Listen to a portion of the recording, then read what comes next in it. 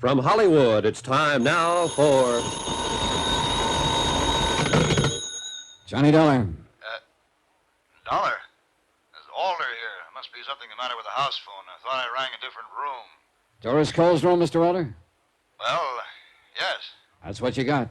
Now, see here, Dollar, you're not questioning that woman, badgering her. We were simply discussing 2 headaches and the value of aspirin. Want to speak to her? I just wanted to be sure everything was all right.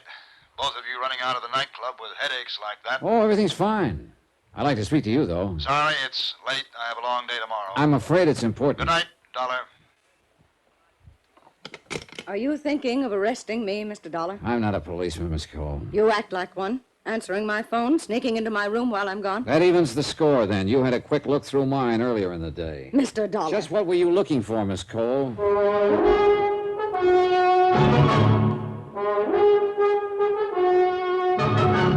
Tonight, and every weekday night, Bob Bailey in the transcribed adventures of the man with the action-packed expense account, America's fabulous freelance insurance investigator. Yours truly, Johnny Dollar.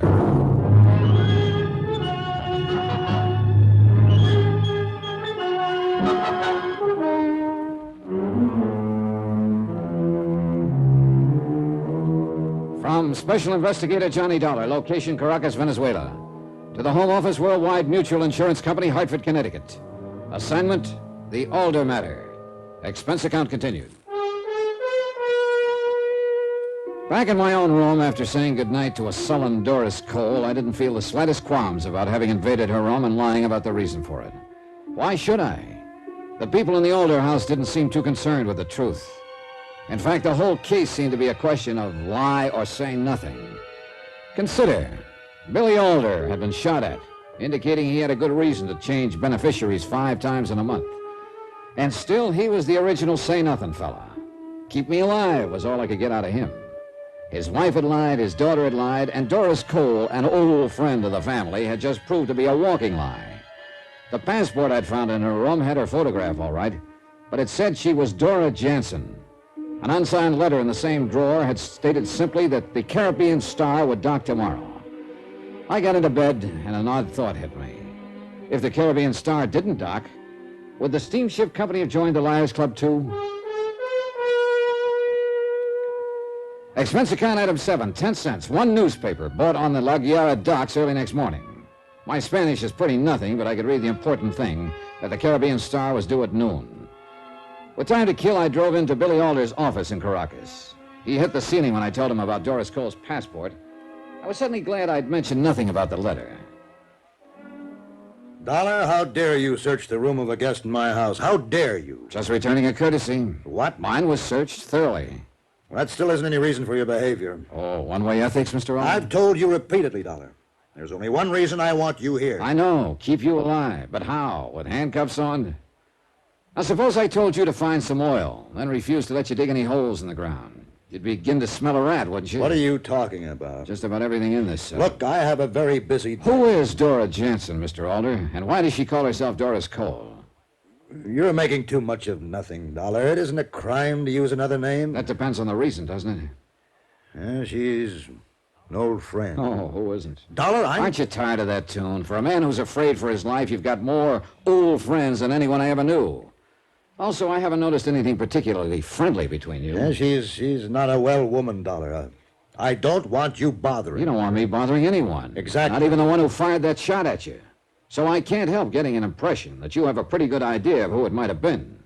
I told you I was busy, Dollar. Yeah, but it's what you haven't told me I keep thinking about. Dollar. What? Did you find anything else in that room beside the passport? Why, Mr. Alder, what's happened to your sense of ethics? There was still plenty of time before the Caribbean Star would be docking, and Billy Alder's reaction had dictated my next move. The cable office in La Guiara suddenly seemed like a very important place to visit. There were too many silent mouths in Caracas, and I needed one that had something to say.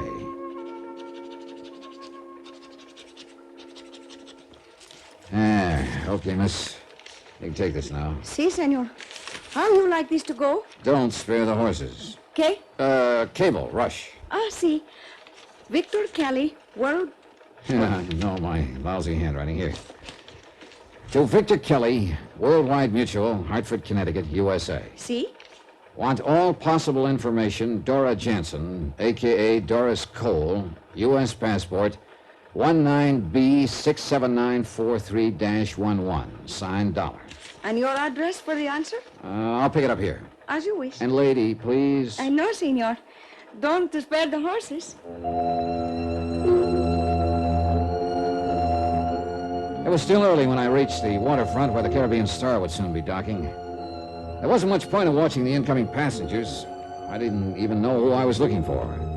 So I found a spot at the pier entrance where I could concentrate on those meeting the passengers. Here I made a grudging concession to all movie detectives. Item 7, another 10 cents, another newspaper to hide behind. And you know something? It works fine. Doris Cole, or according to that passport, Dora Jansen, was nervous, excited. And it was no trouble to stay close behind her as she met a passenger, a short, nondescript man in his late 50s. When they jumped into a cab and hurried away from the pier, they were closely followed by a man clutching an unread newspaper. Me.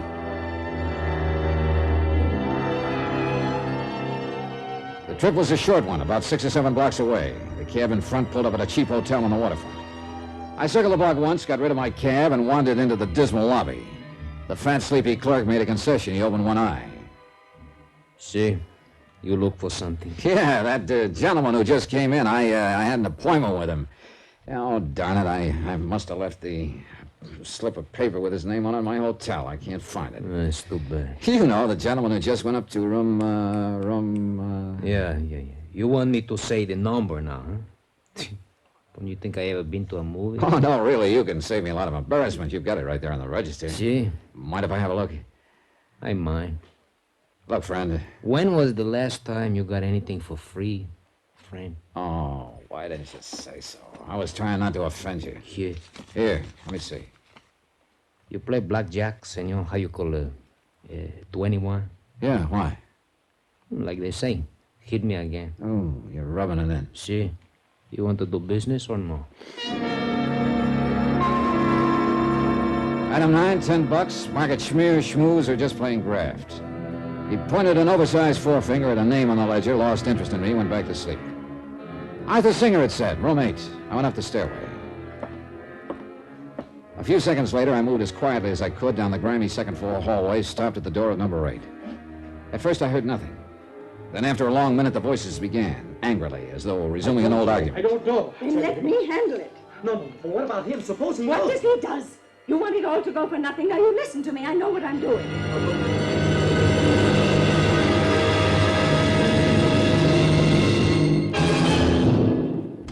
5 minutes later, I was back in the cable office getting a second message off to Vic Kelly in Hartford.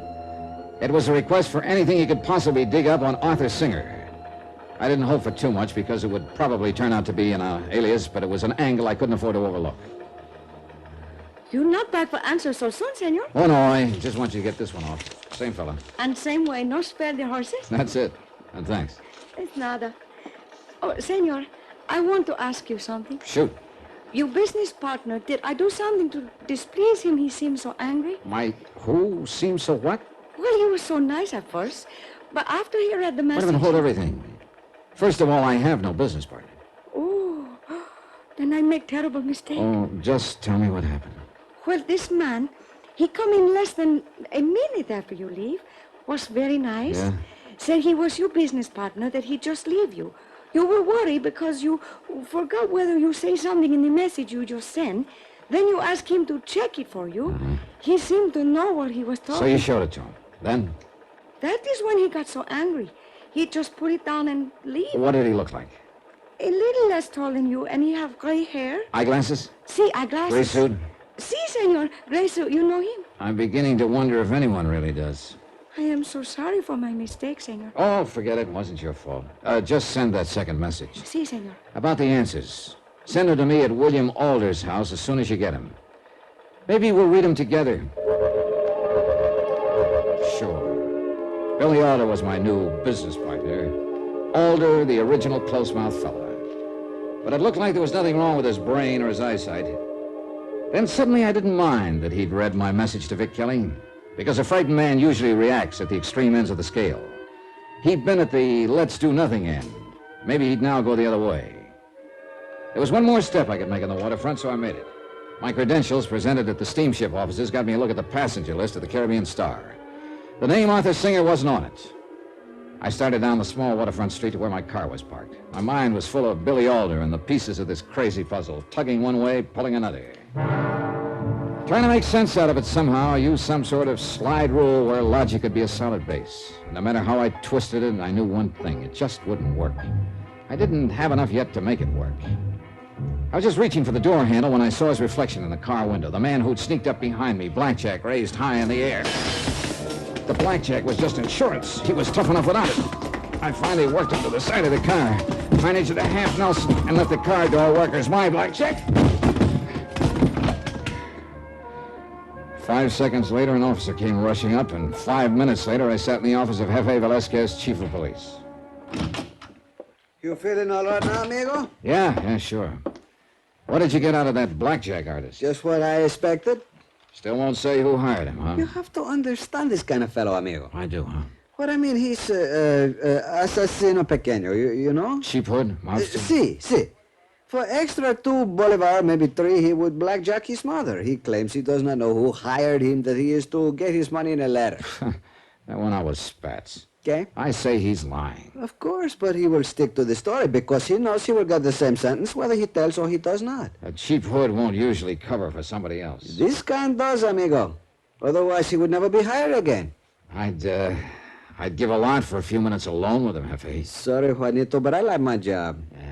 Just wishful thinking. Not hard to understand. Well, You are leaving? not getting anywhere sitting here. You sure you haven't got business somewhere else? I got an awfully big yen to talk to that thug. You know, I got a hunch. Forget it, amigo. It's like I say. If you ask him on a Monday what is the day, he must tell you Tuesday. You could beat him to death, he will still say Tuesday. Is the way they think. Jefe, a favor. If I can. Suppose I don't prefer charges. Would you put a tail on him when he leaves? Johnny. Look, I know it's 1,000,000 to 1 against the hood doing a rough-up without the money in hand, but if he hasn't collected you... Come, amigo. Like you say, 1,000,000 to 1. I know I'm grabbing at straws, but just in case, Jefe. Come on, huh? Okay. Good, thanks. Hey, where do you go? Right to the cable office. Oh? Yeah. And if a man in Hartford has nothing to say, I've got a permanent seat behind the 8 ball.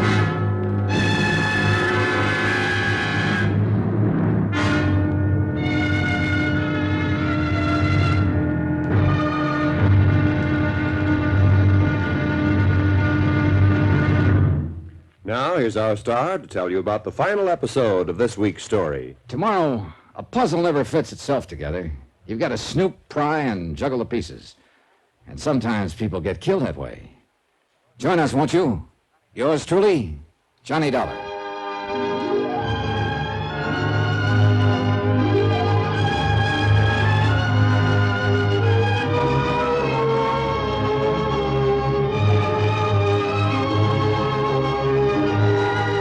Yours truly, Johnny Dollar, starring Bob Bailey, is transcribed in Hollywood. Written by Tony Barrett. It is produced and directed by Jack Johnstone. Be sure to join us tomorrow night, same time and station, for the next exciting episode of Yours truly, Johnny Dollar. Roy Rowan speaking.